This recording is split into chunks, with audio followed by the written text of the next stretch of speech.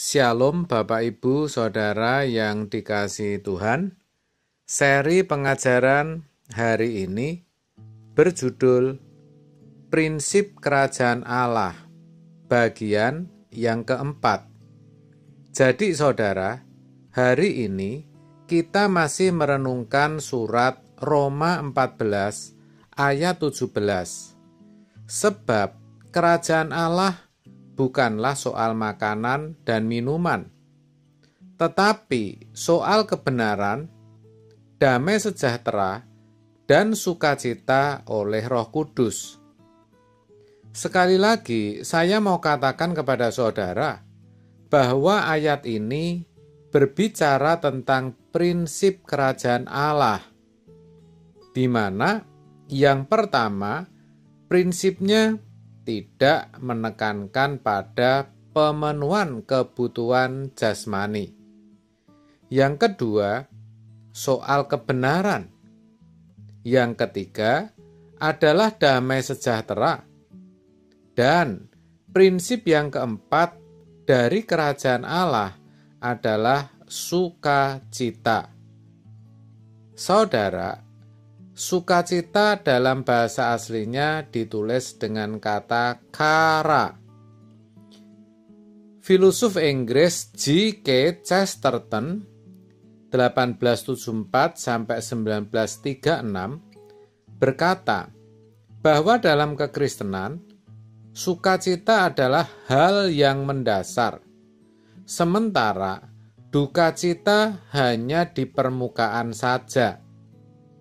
Pengertian sebaliknya adalah, bagi orang yang tidak mengenal Tuhan, duka citalah hal yang mendasar, sementara sukacita hanya di permukaan saja. Itu berarti, bagi orang Kristen, sejatinya sukacita lebih dominan, lebih menguasai hidupnya dibandingkan duka cita. Sebaliknya, bagi orang di luar sana, duka citalah yang lebih mendominasi atau menguasai hidupnya. Ini terbukti dari perkataan Rasul Paulus dalam Filipi 4 ayat 4, di mana ia berkata, "Bersukacitalah senantiasa dalam Tuhan. Sekali lagi kukatakan, bersukacitalah." Saudara, surat Rasul Paulus kepada jemaat di Filipi ini ditulis ketika ia sedang dalam penjara. Aneh bukan, jika seseorang yang sedang berada di penjara mengajarkan tentang sukacita. Bukankah seharusnya ia sedang menderita, sedang mengalami duka cita, penderitaan, dan keadaan tidak nyaman? Bukankah pada umumnya orang yang mengalami hal yang demikian perasaannya tidak menentu, takut, gelisah, stres, khawatir, dan membutuhkan pertolongan serta penghiburan dari orang lain? Kan begitu kan saudara? Tetapi yang dialami Paulus justru sebaliknya. Ia bisa mengajarkan sukacita, bisa memberikan semangat bagi orang yang sedang lemah. Ya, kenyataannya begitu bukan? Namun, memang itulah sejatinya prinsip kerajaan Allah. Sikap hati kita tidak perlu mencerminkan keadaan luar kita. Maksudnya, kita boleh saja ada dalam penderitaan dan kesengsaraan. Namun, di dalam hati kita tetap bersukacita. Saudara, Paulus bersukacita dalam penjara. Sebab apa? sebab ia tahu bahwa Kristus dan kerajaannya beserta dengannya ada bersama-sama dengan dia. Saudara, sukacita dapat kita miliki hanya karena Roh Kudus tinggal di dalam kita. Dengan berserah kepadanya, tidak akan ada yang dapat mencuri sukacita kita di dalam Tuhan.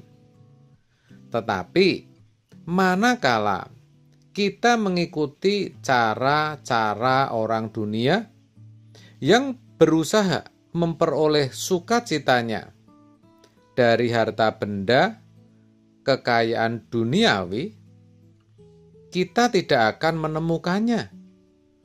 Sebab sampai kapanpun manusia yang menggantungkan sukacitanya kepada kekayaan tidak akan pernah merasa cukup. Adanya selalu kurang dan kurang, saudara. Ia tidak akan pernah merasa puas. Ibarat belum punya sepeda, ingin punya sepeda. Setelah punya sepeda, tahu nggak saudara? Ingin sepeda motor. Ketika bisa beli motor, merasa motor satu kurang atau tidak cukup. Maunya punya satu lagi. Setelah punya dua, ganti pengen punya mobil. Begitu terus, saudara. Tidak pernah puas. Ia akan mencari lagi dan lagi. Sehingga apa? Sehingga yang ada di dalam hatinya sesungguhnya adalah duka cita. Dan kalau mau jujur, masih banyak orang Kristen yang seperti ini. Nah, bagaimana dengan saudara? Tentu saudara sendiri yang tahu. Saudara, sukacita itu merupakan bahasa iman kepada kasih dan kekuatan Allah. Sukacita merupakan bukti bahwa kita mengenakan prinsip kerajaan Allah, mengakui kedaulatannya, dan berharap akan kerajaannya. Maka, bila kita sekarang tidak bersukacita atau tidak bisa bersukacita, kita patut mengkoreksi diri. Sudahkah kita menghadirkan kerajaan Allah itu? Nah, coba renungkan saudara. Amin. Tuhan Yesus memberkati.